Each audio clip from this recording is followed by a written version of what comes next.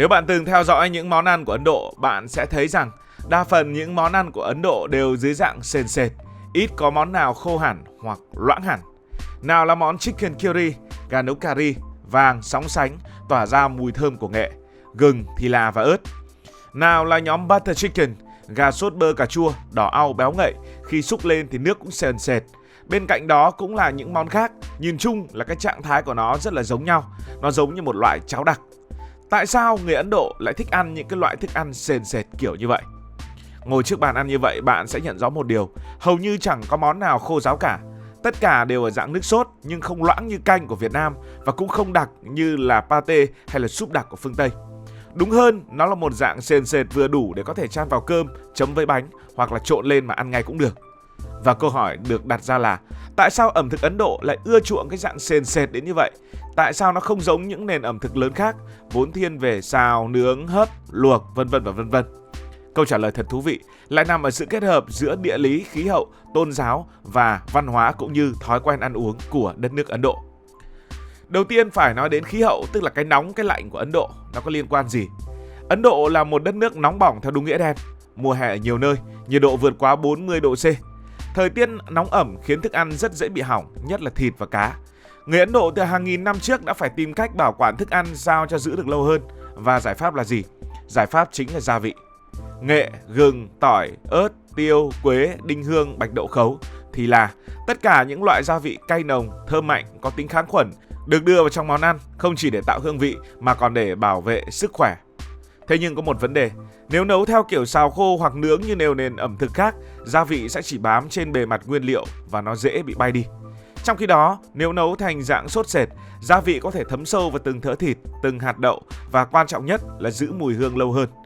Đặc biệt, nước sốt còn có vai trò như một lớp áo bảo vệ món ăn, giúp nó không bị hỏng nhanh trong khí hậu nóng bức. Vì thế, thay vì để rau củ, thịt cá khô ráo, người Ấn thích đun chúng trong hỗn hợp gia vị cùng nước, sữa chua, sữa dừa hay là nước dùng để tạo ra những món sệt. Gia vị là một chuyện, thói quen ăn uống của người Ấn Độ lại là một chuyện khác và mình tin rằng đây là một trong những nguyên nhân quan trọng nhất. Một trong những điều khiến người nước ngoài đến với Ấn Độ bất ngờ nhất không chỉ là những món đầy gia vị mà chính là cách người Ấn Độ ăn bốc. Truyền thống ăn bốc đã có từ hàng nghìn năm, xuất phát từ quan niệm tôn giáo và lối sống.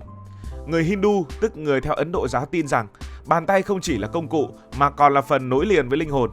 Ăn bằng tay là cách cảm nhận ngũ giác quan trong một bữa ăn, từ nhìn, từ ngửi, từ nghe, từ nếm cho đến chạm. Cái chạm ấy mới thực sự giúp con người kết nối với thức ăn.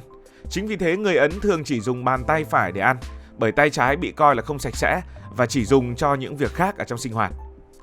Giờ hãy thử đặt mình vào hoàn cảnh đó. Nếu bạn có một bát cơm trắng và một đĩa rau xào khô kiểu Việt Nam, việc ăn bốc sẽ trở thành một nhiệm vụ bất khả thi. Cơm hạt rời rạc, rau xào thì trơn trượt, thịt cắt miếng to thì lại dễ rơi vãi. Chỉ cần bốc một lần thôi, bạn sẽ thấy cơm dính khắp tay, rơi ra bàn, còn miếng ăn thì chẳng đâu vào đâu.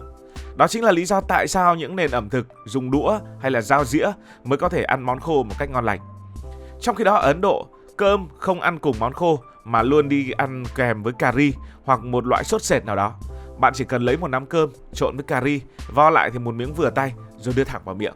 Một cú bốc là đủ để cả cơm lẫn sốt vừa dính, vừa gọn, vừa ngon. Nếu ăn bánh mì dẹt thì lại càng hợp lý hơn. Chỉ cần xé một miếng bánh, chấm này vào cái món sền sệt, thế là trọn vẹn. Không cần dao dĩa, không cần đũa, cũng chẳng cần thìa. Món ăn sệt giống như một chất kết dính, giữ tất cả ở lại với nhau. Nó giúp cơm không bị rời, giúp bánh không bị khô, giúp hương vị hòa quyện. Hãy hình dung bạn đang ăn một bữa cơm gia đình ở Hà Nội với bát canh, đĩa rau muống xào tỏi, đĩa thịt rang trái cạnh.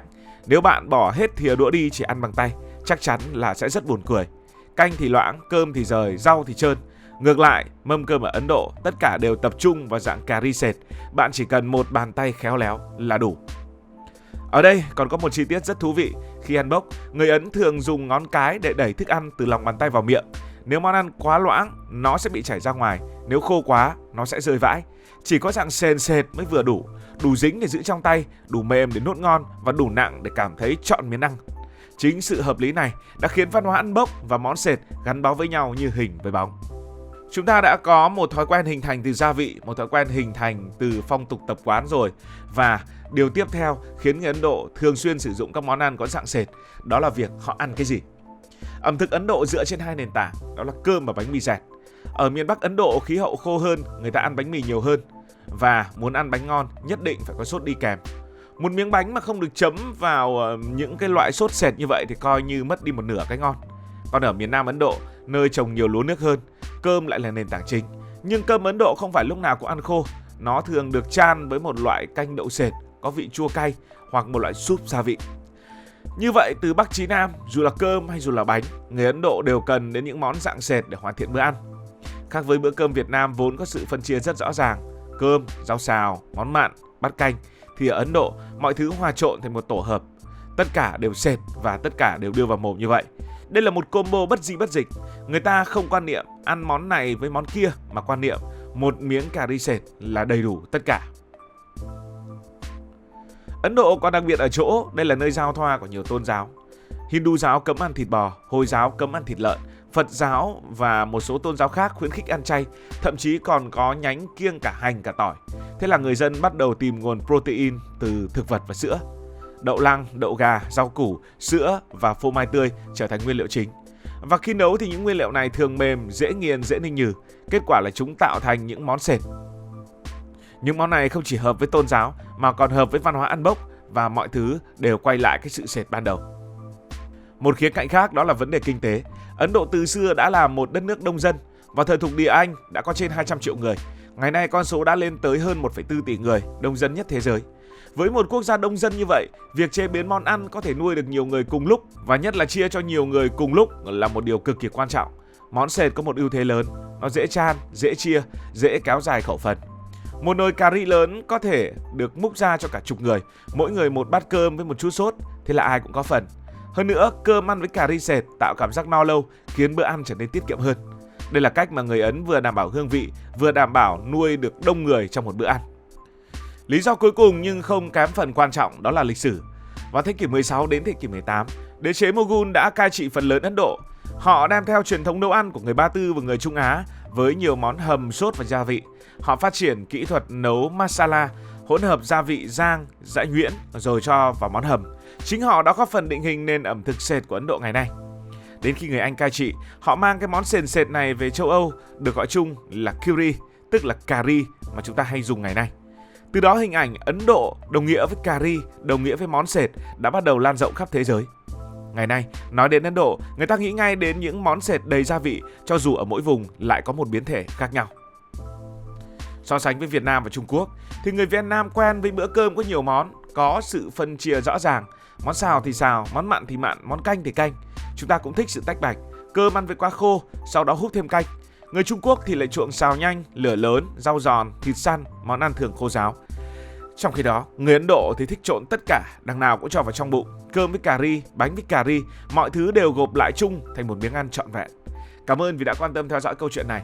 Bạn có thích phong cách ăn uống như vậy không? Hãy để lại ý kiến dưới phần bình luận. Nếu cảm thấy thú vị, bạn có thể nhấn nút đăng ký kênh, bật chuông thông báo và chia sẻ. Còn bây giờ thì xin được nói lời chào tạm biệt.